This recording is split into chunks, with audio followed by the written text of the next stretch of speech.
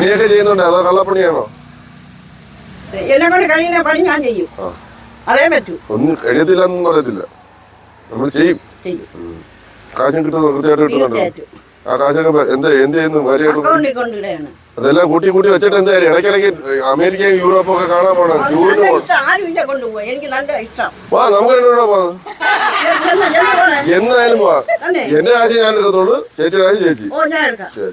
ഞങ്ങൾ എന്നോട് അടുത്ത് ടൂർ പോകാൻ തീരുമാനിച്ചിട്ടുണ്ട്. ആരും തെറ്റിദ്ധരിക്കുകയും ചെയ്തു,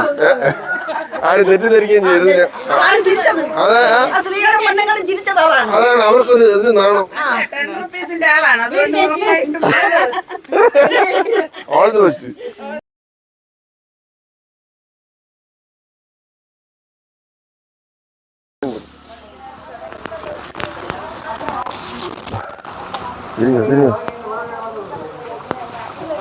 നമ്മള് വീണ്ടും ആ കുറ്റ്യാണിക്കാടിലെ ബോഞ്ചുവെള്ളം കുടിച്ച കടയുടെ പരിസരത്ത് എത്തിയപ്പോഴത്തേക്ക് ഇങ്ങോട്ട് കയറും. നമ്മുടെ വീട് തന്നെ, മഴ പെയ്തൊക്കെ ഇറങ്ങിക്കാനായിട്ട് ശരിയാക്കിയിട്ടിരിക്കില്ലേ. അപ്പൊ കുറേ ശേഷിമാരിങ്ങനെ മഴയൊക്കെ ആയിട്ട് തൊപ്പിയൊക്കെ വെച്ച് നിൽക്കുന്നു. ഉദ്ദേശം നമുക്ക് മനസ്സിലായി എന്താണ്. എന്നാലും അവരുമായിട്ട് ഒറ്റ വർത്താനം പറഞ്ഞിട്ട് വാന്ന് വിചാരിച്ചു. വരൂ. ചേട്ടനും കൂടെ വന്നേ. ചേട്ടൻ നമ്മ മഴയൊന്ന് പരിചയപ്പെടുന്നത്. മഴക്കടയിലെ ആളാണ്.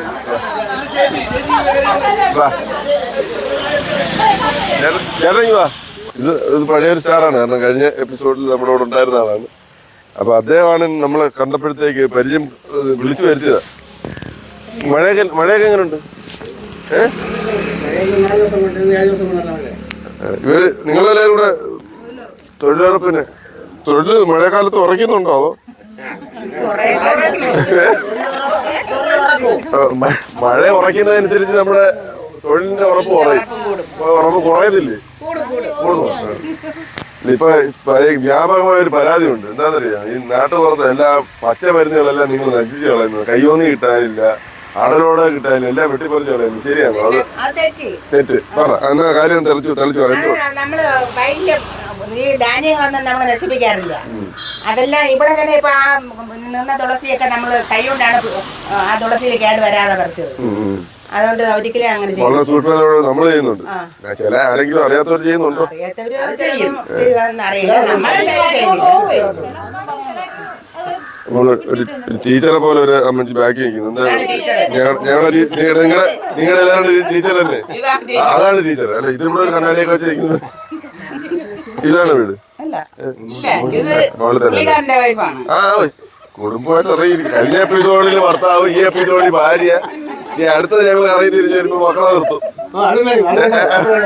നിങ്ങളെ പിന്നെയാണ് മനസ്സിലായത്. മൂസിയില്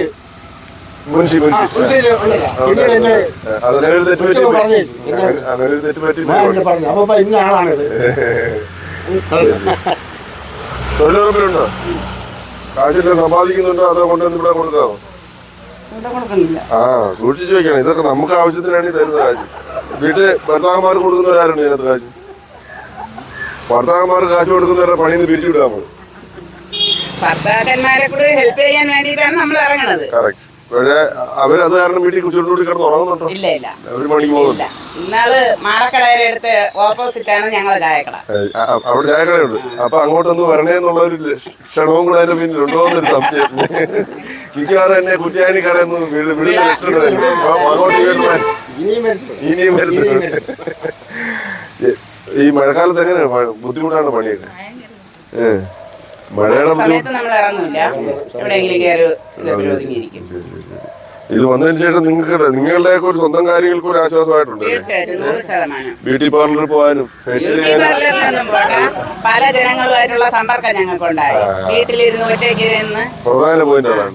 പിന്നെ അസുഖങ്ങൾ കുറഞ്ഞു, ഷുഗർ അങ്ങനെയൊക്കെ ഉള്ളത്. കുഞ്ഞിന്ന് ജോലി ചെയ്യാൻ തുടങ്ങി. ചിലർ സ്ത്രീകളുടെ കുടവേറ് കുറഞ്ഞതായിട്ടാണ്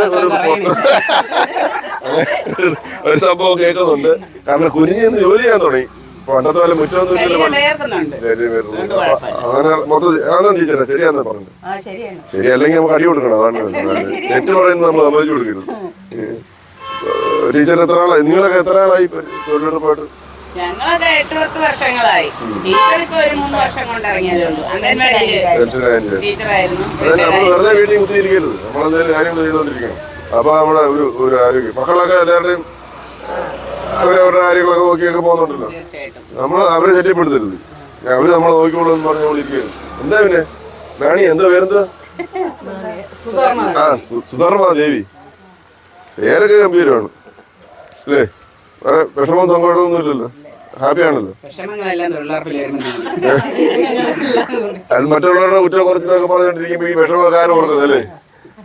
ജോലി ചെയ്യുന്ന ജോലി ചെയ്യുന്ന സമയത്ത് എന്താണ് പിന്നെ തൊഴിൽ ഉഴപ്പെന്നാണ് എല്ലാവരും പറയുന്നത്. ചിലത് പറയുന്നത് അത് ഈ വരാത്തവർക്ക് അത് തോന്നും, തൊഴിലുറപ്പിന് ഇറങ്ങാത്തവർക്ക് അത് തോന്നും.